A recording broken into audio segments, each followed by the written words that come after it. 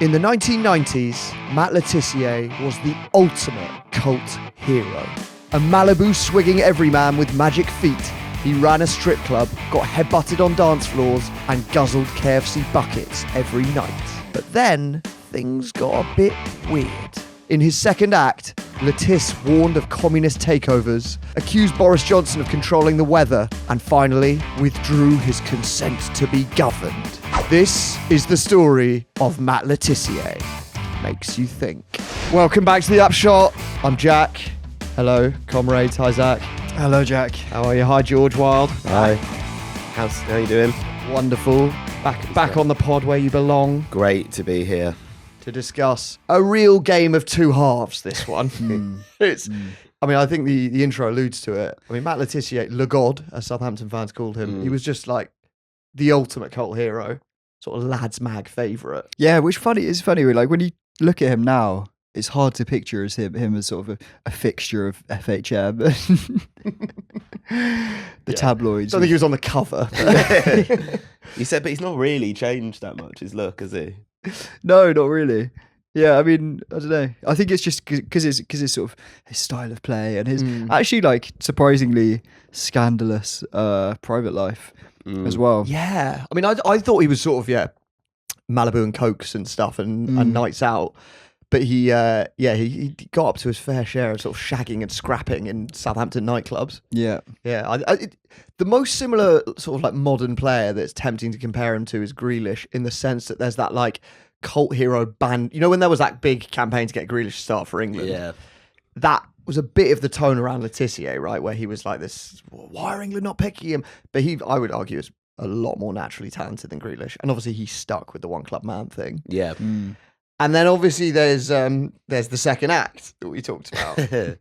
Which I guess a lot of people will, if they know him, it would just be for that now, right? Yeah, people of a certain age know him for that only, I guess. Yeah, I mean, he's sort of been the voice of reason, really, in a world that, a lot of people just take the information that they're given for granted, but you need sort of free thinkers like him to really challenge the status quo and uncover what are really some quite big communist takeover conspiracies and the such like. Yeah. I mean, there's a lot of sheeple. There are a lot of sheeple out there, yeah. And people just don't do their own research. Exactly. Which we have done for this pod. So I think part one is going to largely centre on his sort of like freewheeling partying and football. And then part two, the tone is going to shift quite dramatically, especially towards the back end, as he, takes on the sinister forces that control all of us. Yeah, and Jack will metamorphose into a lizard. David Icke we've got his book on display as well. He's watching on in approval. Old Icke. Should we get into it? Let's do it. Yeah. Yeah. So Matt Le Tissier was born in Guernsey in 1968. So Guernsey is one of the Channel Islands. It's closer to France than it is to England. And, it's very picturesque, these pretty harbours, but it's quite cut off from the mainland. And in the 70s, when Matt was growing up there was only sort of crackly TV connection to the UK, so you're quite isolated, really. He started out playing football for Guernsey schools, where he was spotted by Southampton, who decided to take him on as an apprentice when he was 16, which meant obviously moving to the mainland. Very, very exciting for a young lad. Was that his first trip to the mainland? Probably not. Probably. I think he had left. But I mean, Southampton's like one of the big towns. If you're from Guernsey, it's a short flight. Yeah. Does he speak French or anything? No. There is I forget the name of the language. Guernois or something. Which is like it's like local dialect, but I think sort of the older generations would speak it, but not so much the younger ones. Have any of us been to the Channel Islands? Been to Jersey. Okay, because we're making it sound like the Wicker Man. I was literally thinking of Wicker Man. No links to the mainland, the North Island. We're gonna get some angry messages from Guernsey residents now. Tax exiles. Yeah, no, I mean, I'd love to go. Live show. It does look beautiful, yeah. But yeah, so Matt moves over to the mainland when he's 16, and obviously that comes with some temptations. So he recalls it in his book. He says, I was getting 26 quid a week and it was all going on the fruit machines. They didn't exist on Guernsey and the bright lights were one hell of an attraction. I ended up losing big time in the amusement arcades. Because they didn't even have fruities. It No. really does sound like the Wicker Man. It makes him sound like a little bit like a fly going to the light bulb, just like the fruit Yeah, machine. the bright lights. A moth. Yeah. Yeah, that sounds bleak at the best of times, but having spent quite a bit of time in Southampton, something particularly bleak. Yeah.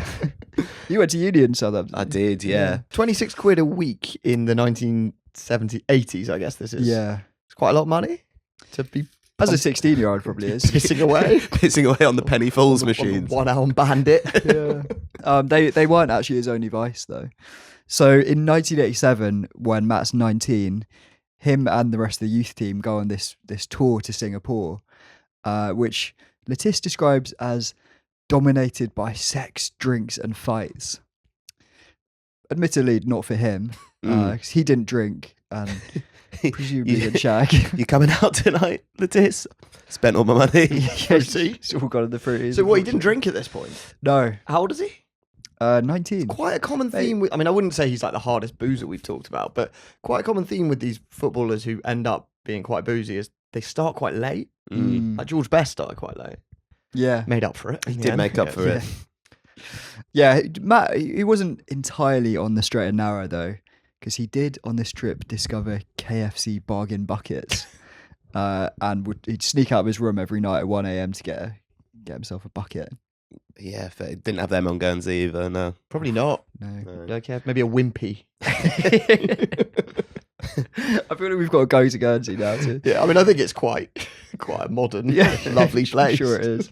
But one night on this trip to Singapore, Matt is gorging on the Colonel's finest wings and coleslaw in the early hours when he's woken up by a teammate who orders him out of their room because he's brought someone back. Matt recalls it in his book. He says, the lad got more than he bargained for when he took a woman back to his room, only to learn the truth when it was too late. And his woman's in inverted commas there. Woman is in inverted commas. I think it wasn't a woman. Is that a thing in Singapore? I sort of associated the ladyboys in Thailand, right? Yeah, That is the correct term. You're looking at me like I've just said the fucking N-word. Didn't know we used slurs on this podcast. I think in Thailand that is how they would like to be referred to. Do you think Matt's just heard that and sort of thought Singapore basically the same? Yeah, I think because it's an unnamed player. Yeah, are we saying this is think bollocks? Yeah, I think his mate shagged a girl, but Matt's got that thing of being like, definitely a lady boy. Yeah. Once you're looking for it. Well, I guess that was the running gag of the whole tour. Once that guy shagged that girl, they were yeah. You can see there are you see the early seeds of his later conspiracy theories coming through. And he questions everything. Yeah, including the gender of his friend's bedfellow. Yeah. Do we have any clue on who it might be? The lad. No, he doesn't. Francis mention. Benali. He's a good mate of Tissier, isn't he? I don't think it is him. It definitely wasn't the captain, I think, because apparently in his book he says that the player who it was confided in the captain, and then the captain proceeded to tell the entire squad. As he would. I like the way he's gone to the captain, the leader, for some pastoral care.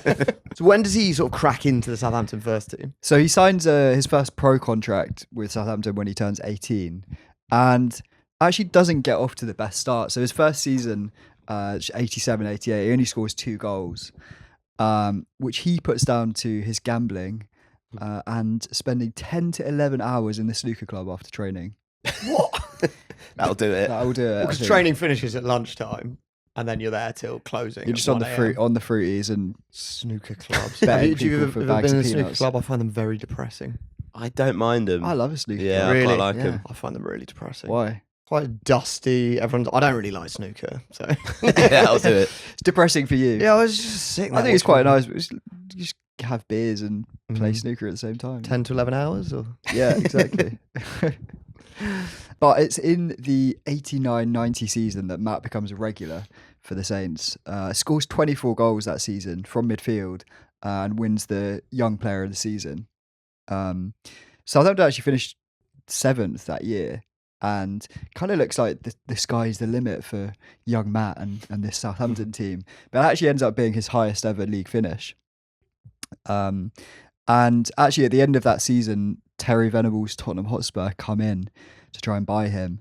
And Matt gets as far as agreeing terms with them, but changes his mind at this last minute because his fiancée, Kathy, says she doesn't want to live in London. Right. I think he was a Spurs fan as well, wasn't he? Oh, was he? Yeah. So he was actually keen on that occasion to move. Yeah, he talks a lot about idolising Glenn Hoddle. I guess it's kind of similar. Similar players. Yeah. Apparently Hoddle resented the comparison. Yeah, which I guess we'll come on to. Yeah, we'll come on to. He sort of out Hoddles Hoddle in the end. Yeah. In many respects. Yeah. In every respect. But also Terry Venables would have been the perfect manager for Matt Le Tissier. Yeah. Just like cavalier, free flowing, go and do your thing sort of manager. That's a real one. Yeah, I mean, he does stick with Kathy. Cheers, for that Kathy. reason. For a bit. She's his for a bit. Which we'll come on to. She's his childhood sweetheart, actually, from Guernsey. Oh, no wonder she doesn't move to London. Yeah. Well, she's hooked on the fruities in Southampton. The bright lights of London would be too much. Yeah. Following season, though, Matt has another good year. He scores 23 goals, but that season the Saints really struggle, which, you know, kind of sums up his career in a way. Like he's this mercurial talent, but he's part of a team that are kind of limited, really, battling relegation a lot of the time. And he is the star of it. Yeah, I mean the whole thing's built around him. It's mental because he's scoring so many goals, but he's the main man. He had, besides Spurs, he had several other clubs who came in for him.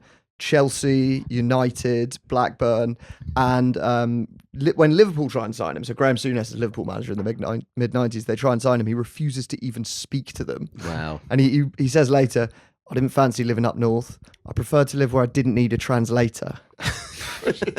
Burns your bridges there. I mean, I guess it's just a gag, but yeah, he just does not want to get out of there. And obviously, this has always been like a big bit of speculation. Why did this guy stay at one club when he could have played for almost anyone? He says, firstly, that he felt he owed Southampton and their fans loyalty because they sort of looked after him as a youngster and brought him through, took him to KFC, and he also felt this duty to keep them up because if he left, he was worried they'd get relegated. I actually think this is more the reason he liked the freedom he got at Southampton because he's the main man. And he doesn't have to do any tracking back, any fitness work, he doesn't have to fit into any tactical system. The whole team is just like, give it to Letice and he'll do his thing. It's basically what Grealish, the feeling around Grealish when he's at Aston Villa and then going to Man City and having it just drilled out of him. Yeah. So what happened to Grealish is what he feared. Yeah. But I kind of wonder if it's more about like, I'm going to have to do fitness drills. Yeah, you feel like it's more that, right? Yeah. But yeah, it's probably for the best that he stayed because he was about to have a great season at Southampton when he turned down Liverpool because Southampton appoint Alan Ball as manager and he gathers the team together in January's first training session and he puts Matt right in the middle of the park and he just says to everyone, if you get the ball, ask yourself, can I get the ball to Tiss? He'll do the rest. Yeah. I think there are managers who that is like the level of tactical instruction they get, especially in the 90s. Yeah, sounds easy, doesn't it? Yeah, and it must be really fun having a player like that where you're like, just give it to him.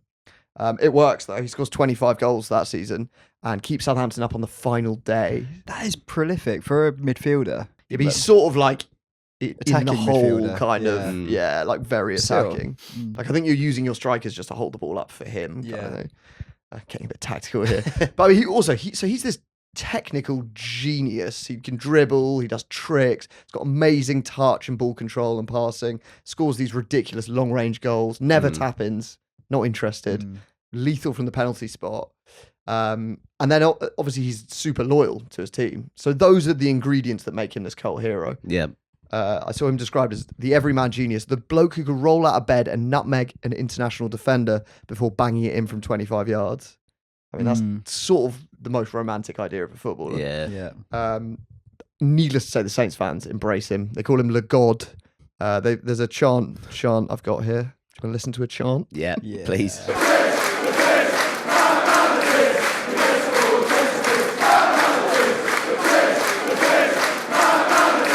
He gets the ball, he takes the piss. Sure. Fun.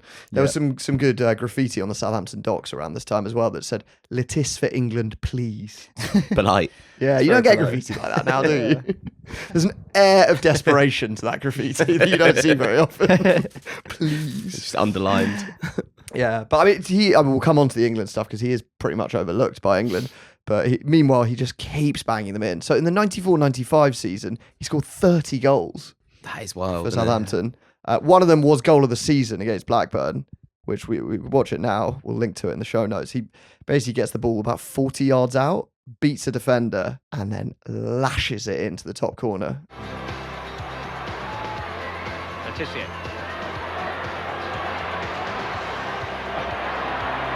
He's going for goal again. Wow. God, you can see all the Blackburn fans just applauding him. Yeah. Just what? Applauding. Yeah. So a good backstory to this goal. The story goes, the legend goes that this was goals against Blackburn, and Tim Flowers was the Blackburn keeper who used to be his teammate at Southampton.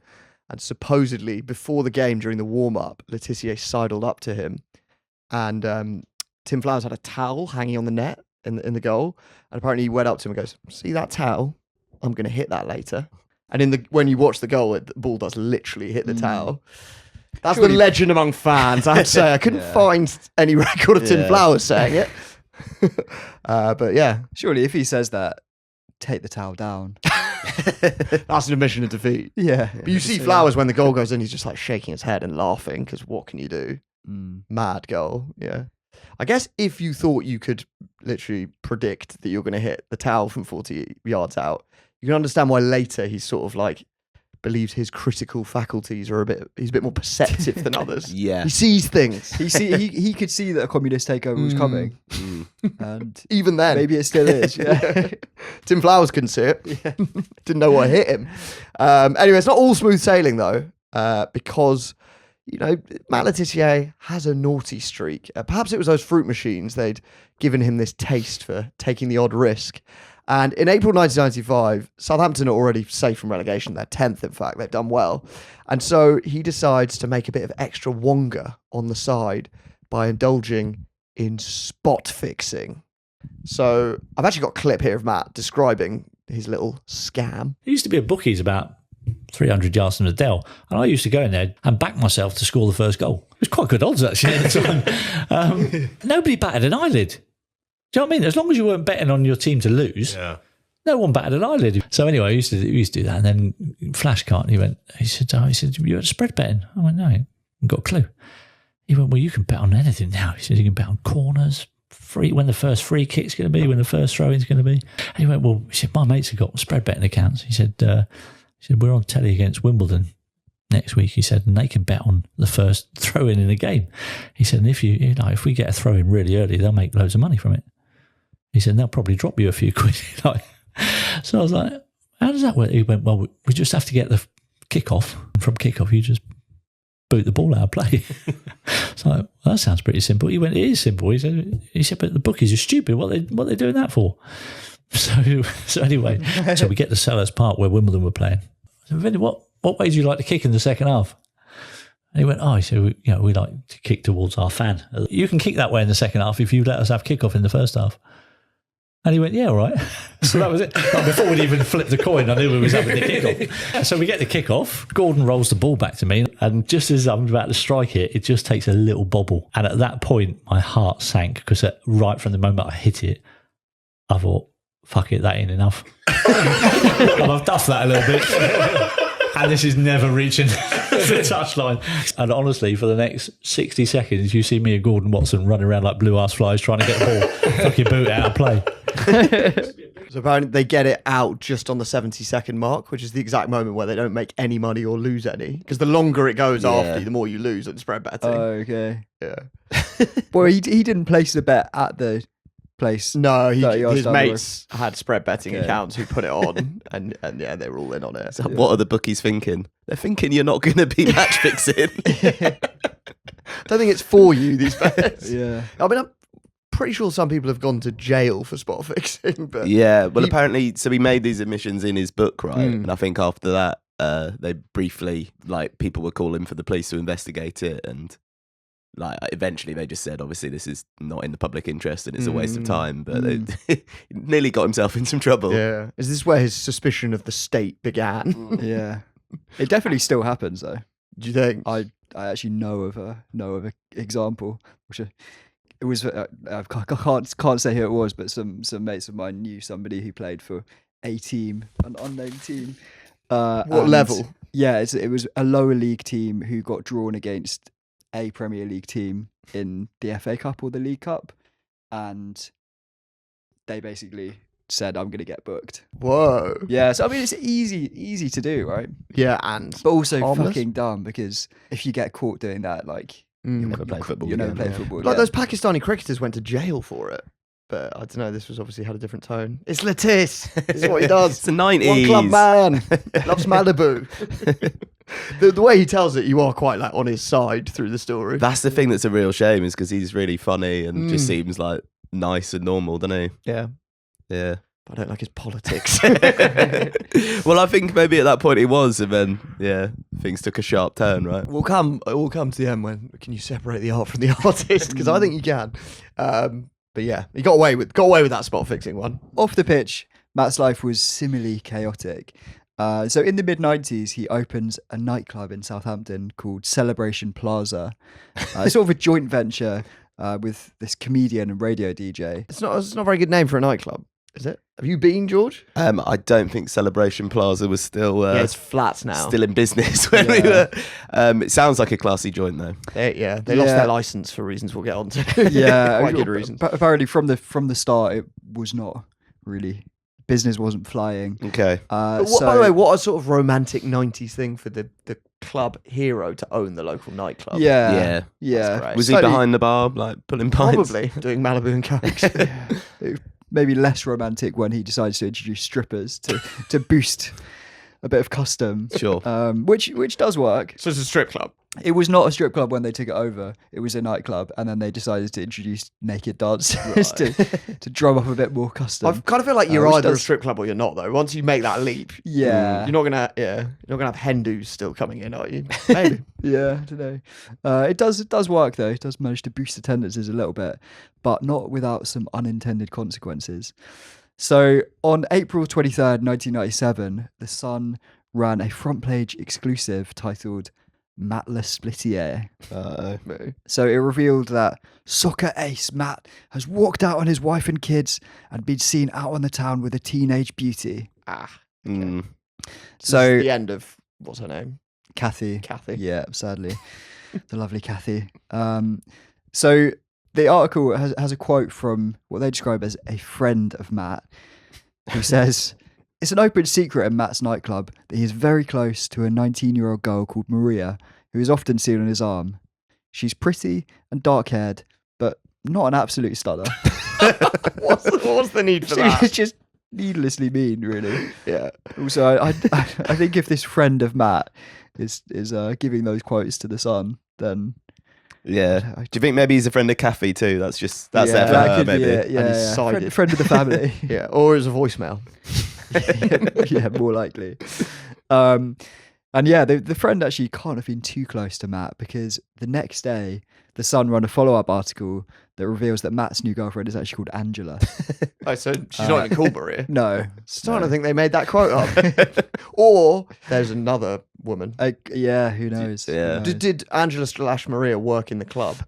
That's not clear. I'm not sure whether she worked there or they met at the club. Because Okay. I was thinking maybe Maria's like a stage name. Mm. Yeah. But I don't think Yeah. she did work. Do we know if Angela's an absolute stunner? Maybe that would.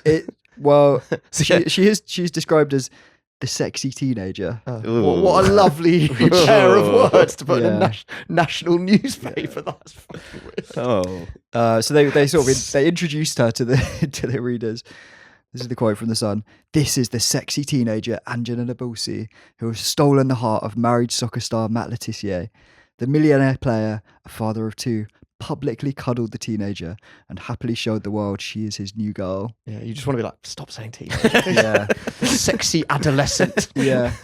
Oh, yeah. Why? Because she's 19. She's 19. There is actually, I read somewhere else that there's a slightly more romantic story behind them meeting, that they'd met at this nightclub and Matt discovered that she was a Teenager. Not a teenager, well, also a teenager, but she was a Southampton season ticket holder. Teenager, she got the under 21s ticket on concessions.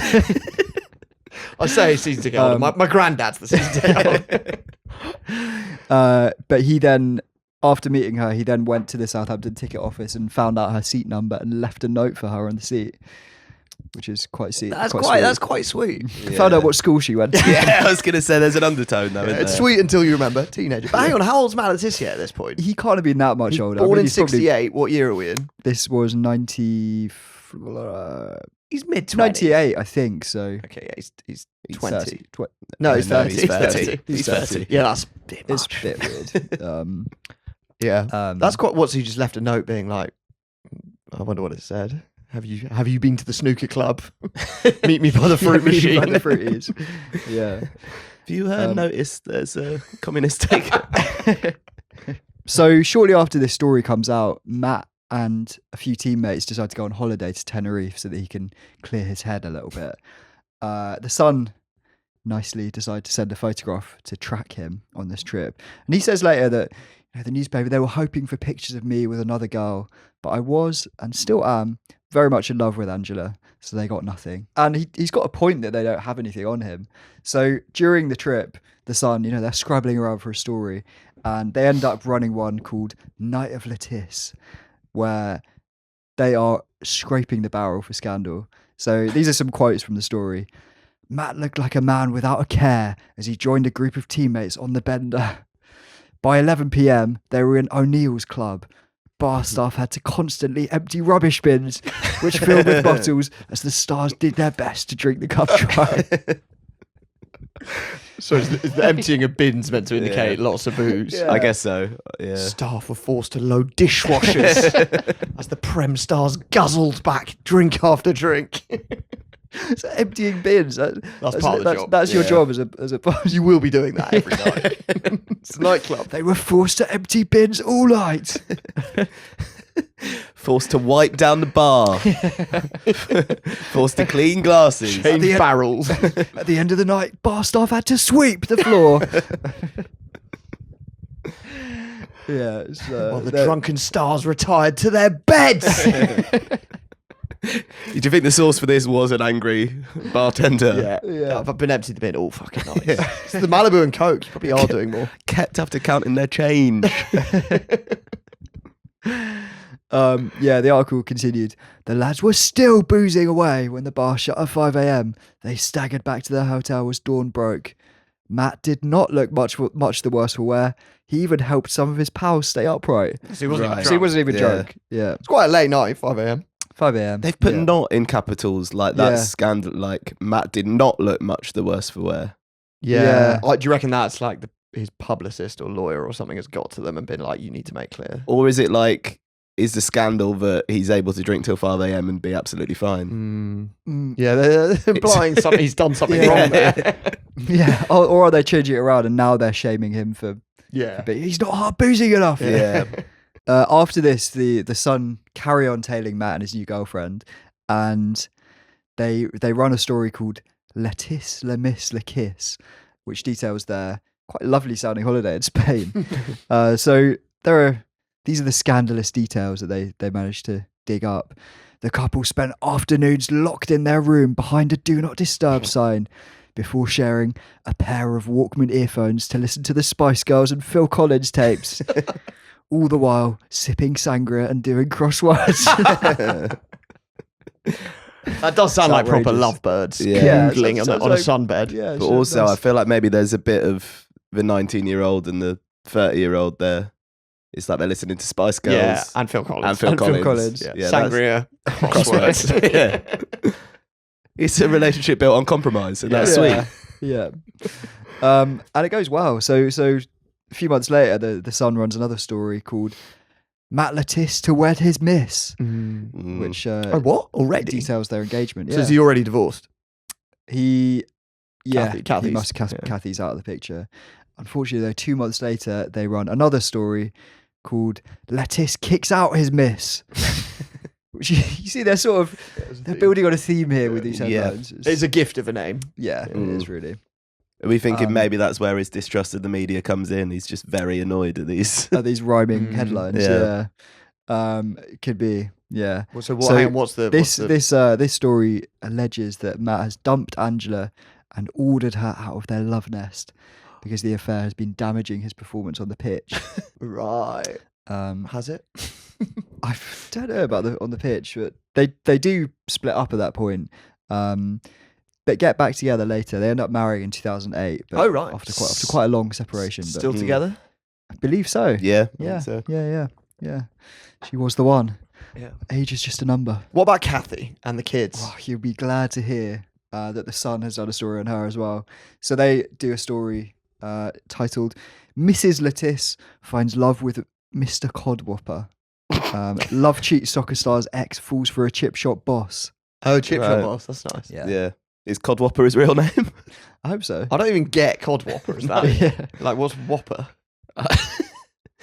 Is a cod whopper s- like a fish and chips It's- arrangement that I've yeah. not heard of? Is that? Do you think it's the name of a fish and chip shop? Maybe. You know, they quite Mr. often have like Maybe. the, Or is the it nominative Codfather or determinism? something. Is this the sort of thing we're going to get a message? You don't know what a fucking cod whopper is? Do you think I think you might have run a fish and chip shop called the Codwhopper.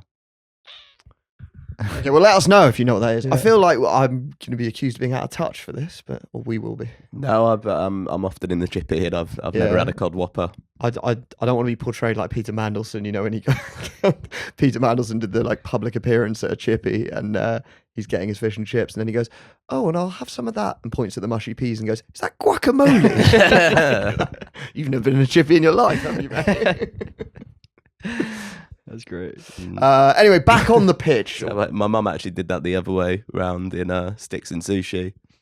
She took a big old chopstick full of wasabi and thought it was mushy peas. That's excellent. Did she eat it? Yeah. And was she sort of eyes Yeah, streaming? she was eye streaming. It's quite Take a- nasal, the Yeah. wasabi pain, isn't it? Bless her. Well, anyway, Matt's happily shacked up with Angela now. He leaves Mrs. Lettice and Mr. Codwhopper behind. And back on the pitch, Southampton head to Germany for a pre-season tour. And this is 1997 now. They're playing this really small club in this quite remote pitch in the middle of a forest. So it's like middle of nowhere. Not many local amenities. And during the match, Matt gets a nasty elbow injury. It's really painful. And very quickly, it's clear that they're going to need more than a magic sponge. Call an ambulance. The ambulance takes ages to get there. And then he boards the ambulance and they're driving down all these like dirt track roads through this forest till they eventually rock up at this pokey rural hospital. And Matt sits down with the doctor. They give him an x-ray and then they come to him and the surgeon says, okay, I think I know what to do here. We need to remove your elbow joint. Which I don't think anyone's ever heard of being a solution. Remove the joint. We'll just take the joint out. And Matt's like, what, you mean take my elbow out? And the guy's like, yeah, we'll just take the elbow. And then Matt says, will that not just leave me with like a floppy arm I can't control? And the doctor thinks for a second and he's like, yeah, I suppose it will, yeah. I never really thought about that. But yeah, you're probably right, Yes. actually. Yeah. But you won't have a fractured elbow anymore. You just won't have an elbow. Yeah. I'm pretty sure that happens in Harry Potter, doesn't it? Does it? Yeah. I think he accidentally removes his bones or something. Yeah, there's some like spell, isn't there? Where What his makes you all floppy? bones go to jelly. Yeah. Yeah, I mean, I wouldn't say it's the solution to an No. elbow injury. No. Is he a real doctor? Well, I don't know. Matt says in his book, I panicked and got out there immediately. I was beginning to doubt whether this guy was even a real doctor. Yeah. So I don't Run know, a mile from that hospital. Just like the local quack. I was like, how remote is this forest? Yeah, I'm picturing like a sort of Hansel and Gretel. Yeah, it's Brothers forest. Grimm, isn't Yeah. it? Yeah. Anyway, he hops back gets on the first flight back to the UK. He's like, get me out of here. And they go straight to the hospital where a doctor was gobsmacked at the diagnosis I'd received and assured me I wouldn't be left with a floppy arm. You'd be quite paranoid that you were going to have a floppy arm. Just for literally falling on your arm, it's quite It's quite drastic. yeah. Remove the. Is that ever the solution for any injury? I think in war, maybe, when you're like Yeah. extremely far from the supplies. Don't worry, you'll still be able to play the one-arm bandit. You kind of will be the one arm bandit. Anyway, so he's out with this injury recovering for a while, and he's quite bored at home. There's only so much sort of snooker clubs and fruities you can hit. And so Matt decides to befriend his new teammate, John Beresford, I think he's come from Newcastle at that point. And he says, looking back, I got on really well with John to the extent that I took him to see Shania Twain in concert. And he goes, I know how it sounds, but I was a big fan. So I actually didn't immediately clock how it sounds. I mean, you could. Well, this is 90s. Yeah, I you think can see where he's going with it. paranoid that people are going to think he's gay. Is that Yeah, the well, right? he doesn't leave anything to the imagination next because he goes on. We got to the arena a bit early, so we stopped off in a bar. He was about the only bloke I knew who shared my love of Malibu and Coke, which isn't exactly a manly drink. And then he goes on, just to make it absolutely clear what he's trying to tell you. The look on the barmaid's face was priceless as two guys walked in and ordered this girly drink. And when we told her we were going to see Shania Twain, you could see what a pair of gays stamped across her forehead. Brilliant. Does drinking Malibu and Coke and seeing a very famous pop star constitute? Yeah, I think he's projected there. Isn't Yeah, he? I don't know if there was a barmaid. No, I imagine there was, but she was just working an 8-hour shift, was very bored. Yeah, nonplussed look. Yeah. Just here, didn't think. I don't think Malibu and Coke. He will come onto it. He really thinks that like Malibu and Coke. It's quite a big part of his identity as like a maverick. But like, I'm pretty sure in the night, like, everyone was drinking Alka Pops and stuff. It's not that. Yeah. Do you think it made him a maverick on Guernsey? He was just like this. Yeah, maybe. Tricky. He thinks it's nuts. And yeah, so off they went, Shania Twain, and had a grand old evening. Regardless of what the barmaid thought at the Shania Twain gig, Matt was very much a ladies' man at this point, which does lead him into a bit of trouble in 1998. So he's engaged to Angela at this point, but the Sun get wind of a little tete-a-tete in a nightclub on the dance floor. So the headline is Glasgow Kiss KO's Letice. Doesn't get old, does it? No, I mean, it is good.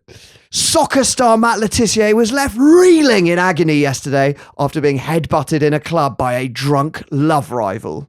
Le Tissier was chatting to a mini-skirted blonde when the 6-foot attacker lunged forward with the Glasgow Kiss. The Southampton and England midfielder was sent flying, blood pouring from his head. Ricky Rakra, 19, saw the headbutt. He said, Matt was all over this blonde, and Angela's dark haired, by the way. Okay. Matt was all over this blonde when a bloke appeared out of nowhere and nutted him. His face erupted with blood, and the bloke ran out of the club. It's quite a turn of phrase that Ricky Rakra has just pulled off. What a wordsmith. Erupt. Starting to think you had some help with that quote. And that, yeah, so he's the suggestion is that he's chirpsing girls on the dance floor. I think, is he not split up with Angela by this point, though? This is when they're on their break. Oh, really? How long is the break? Oh, Like like 10 decades. years. Oh, really? Yeah, Yeah, 2008, yeah. they get married. Oh, so fine. He's free to sort of Yeah, do a single yeah. thing. Do what you want. So he's sort of just in divorced dad midlife crisis mode. Yeah. Yeah, I mean, he owns a strip club, so Yeah, but he's like Sort of- going to Shania Twain gigs, running a strip club, getting headbutted. he's the Peter Stringfellow of Southampton. Yeah. To be fair, headbutt's quite a good move against Matt Tissier because he can't punch you with his floppy arm. Exactly. So yeah. you can get quite near him. It's got no reach. Maybe he could swing the arm at you. Sort of whip. Yeah.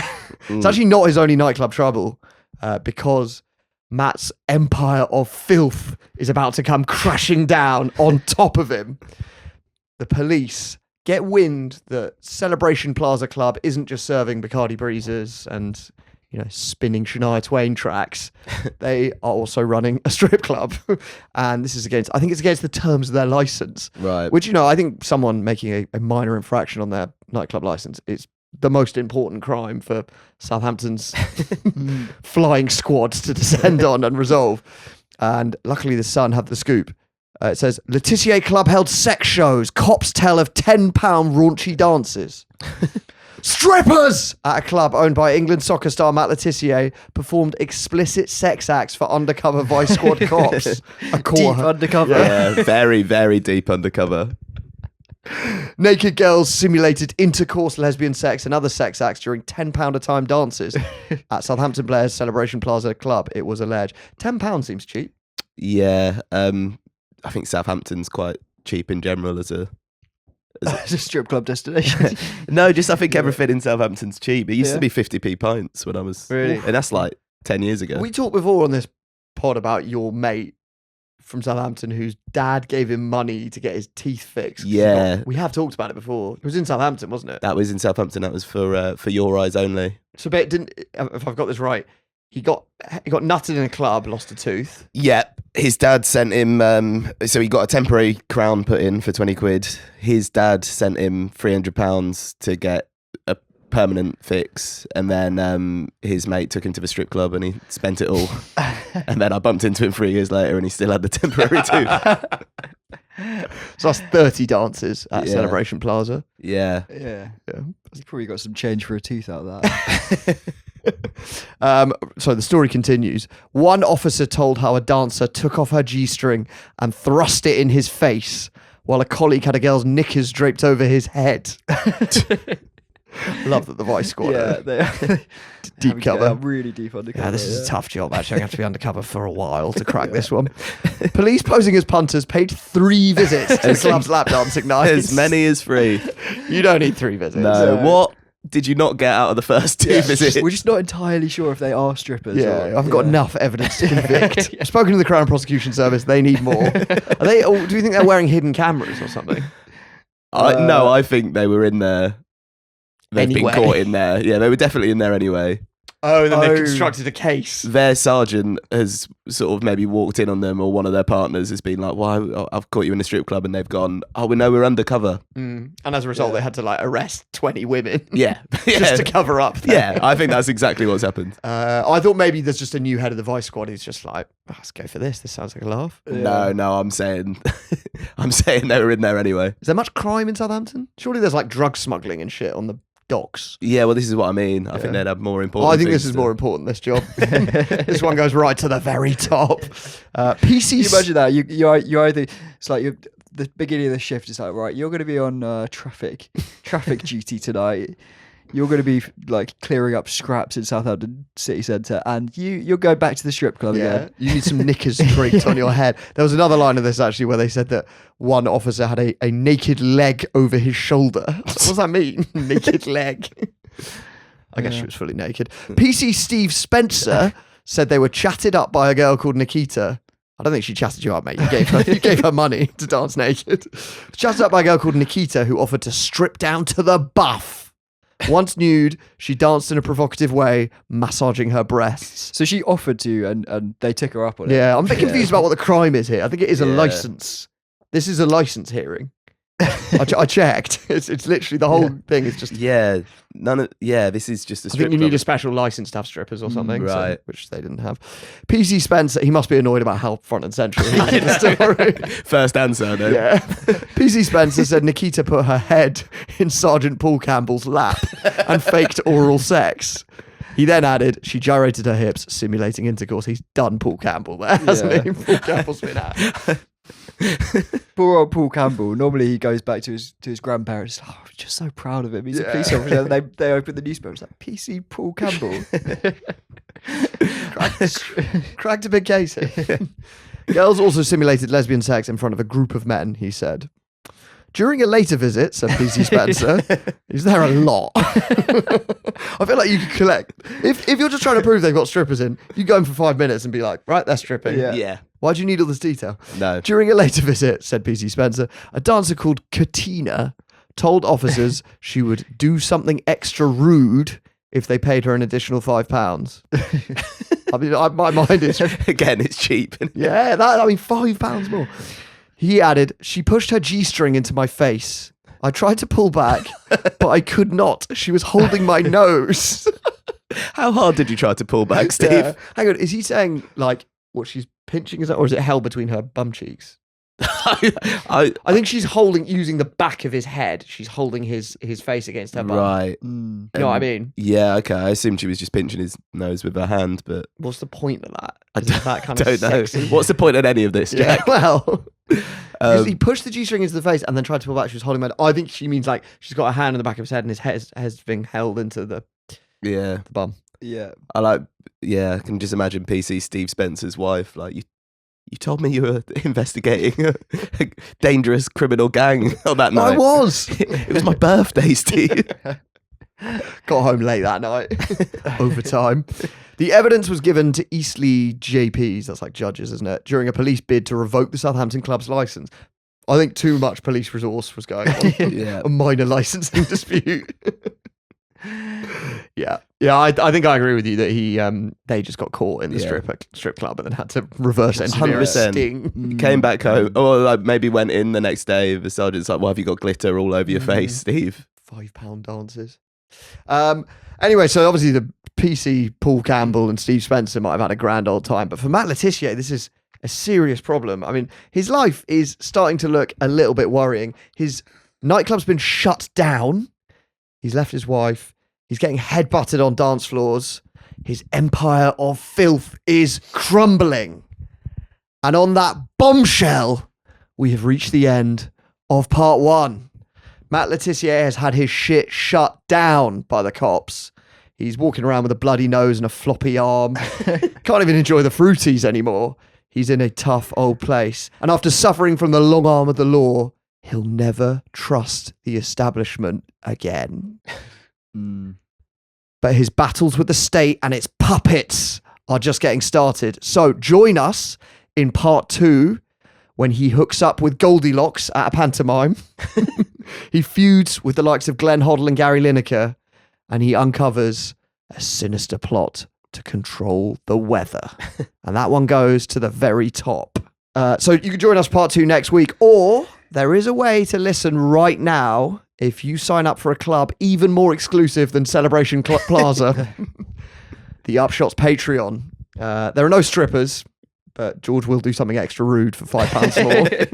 And you might get the odd early warning of a communist takeover. You don't want to be taken by surprise on that, trust me. So if you're not already a member and you want to listen to part 2 right now and get all those bonus nods and winks, then sign up at patreon.com/Upshot Towers. Yeah, we'll be in there. And episode 2 is waiting for you right now. A whole darn dirty deal. Otherwise, we'll see you next time. Thanks a lot, George. Thank you. Thanks a lot, Zach. Thanks, Jack. Do your own research, please. See you next time.